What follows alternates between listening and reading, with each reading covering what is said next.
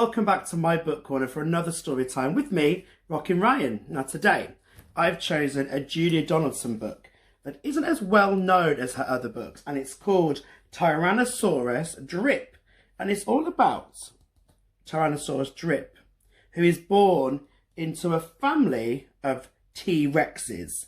But something tells me he's not a T-Rex. One very big clue, he's vegetarian. And there is one thing the T-Rexes definitely are not, and that is vegetarian, because vegetarians only eat vegetables and plants, and we all know that T-Rexes love eating meat. So, should we get on with the story? Let's turn on those listening ears, click!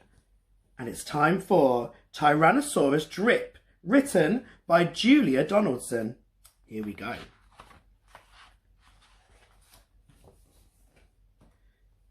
In a swamp beside a river, where the land was thick with veg, lived a herd of duck-billed dinosaurs who roamed the water's edge. And they hooted, "Up with rivers!" And they hooted, "Up with reeds!" And they hooted, "Up with bellyfuls of juicy water weeds!" Because their favourite food was water weeds. Now across the rushy river, on a hill the other side, lived a mean Tyrannosaurus with his grim and grisly bride, and they shouted, "Up with hunting!" And they shouted, "Up with war!" And they shouted, "Up with bellyfuls of duck-billed dinosaur!" It seems that they really wanted to eat the duck-billed dinosaurs. But the two Tyrannosauruses, so grisly, mean and grim, couldn't catch the duck-billed dinosaurs because they couldn't swim. And they muttered, "Down with water!" And they muttered, "Down with wet!" And they muttered, "What a shame that bridges aren't invented yet." Now, a little Compsognathus, but for short we'll call her Comp, found a duck-billed egg and stole it from the nest beside the swamp.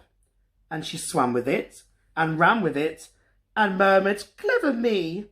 And won't the baby Comps be thrilled with duck-billed egg for tea?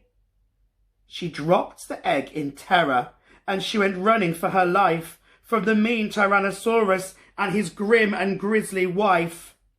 And the duck-billed egg went rolling, and at last it came to rest in, of all unlikely places, the Tyrannosaurus nest.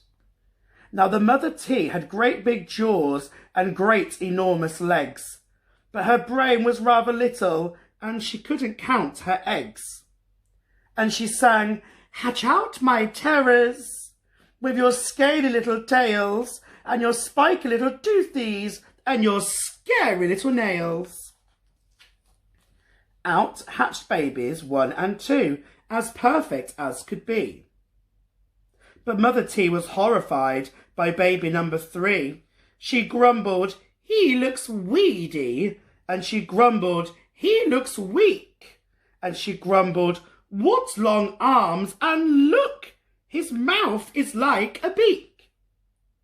"He just needs feeding up," said Dad, and gave the babe some meat. The first 2 gulped and guzzled, but the third refused to eat. And he said, "I'm really sorry." And he said, "I simply can't." And he said, "This meat looks horrible. I'd rather eat a plant." "A plant?" yelled Mum in horror, and Dad said, "Get a grip." His sisters found a name for him, Tyrannosaurus Drip. And they shouted, "Up with hunting!" And they shouted, "Up with war!" And they shouted, "Up with bellyfuls of duck-billed dinosaur!" Poor Tyrannosaurus Drip tried hard to sing along, but the others yelled, "You silly Drip, you've got the words all wrong." And he hooted, "Down with hunting!" And he hooted, "Down with war!" And he hooted, "Down with bellyfuls of duck-billed dinosaur!" Drip's sisters soon grew big enough to hunt with Mum and Dad, but they turned on Drip and told him, "You're not fierce enough to come." And he cried, "They've gone without me." And he cried, "Alack-a-day." And he cried, This doesn't feel like home. I'm going to run away. So he ran off to the river, where he saw a lovely sight, a herd of duck-billed dinosaurs all hooting with delight. And they hooted up with rivers, and they hooted up with reeds, and they hooted up with bellyfuls of juicy water weeds. And as he stood there on the bank, a sudden urge took hold of him, and he jumped into the water and discovered he could swim. And the duckbills came to greet him by the rushy river's edge, and they hooted, "Nice to meet you," and they hooted, "Have some veg." And Drip, who was delighted that they hadn't run away, ate bellyfuls of water weeds and played with them all day. Then he gazed into the river, and he asked them, "Who, oh who, is that creature in the water?" And they laughed and said, "It's you." That night the lightning cracked and a storm blew down a tree, and it fell across the river, and the teas cried out, "Yippee!" And they shouted, "Up with hunting!" And they shouted, "Up with war!" And they shouted, "Up with bellyfills of duck-billed dinosaur!" Drip's sister stepped onto the bridge, but then began to frown, for there in front of them stood Drip, who yelled, "Look out! Look down!" And they looked into the water, and they each let out a yelp, and one cried, "Water monsters!" and the other cried out, "Help!" The mother scolded, "Nonsense!" and she joined them on the tree. Then she looked into the water and exclaimed, "Good gracious me!" The three of them stood trembling, and Dad said, "Get a grip! You're all of you as drippy as Tyrannosaurus Drip." He strode onto the bridge and scoffed, "I bet there's nothing there." Then he looked into the water and he jumped into the air.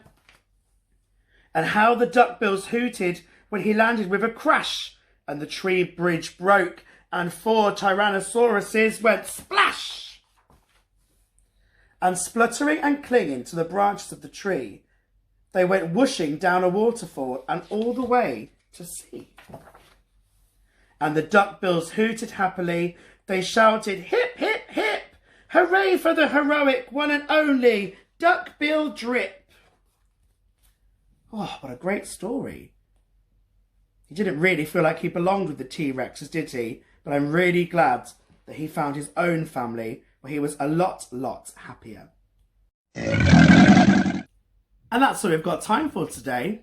But I would like to see you back here with me tomorrow for Thursday's story time in my book corner with me, Rockin' Ryan. But for now, until then, bye-bye, and I will see you next time.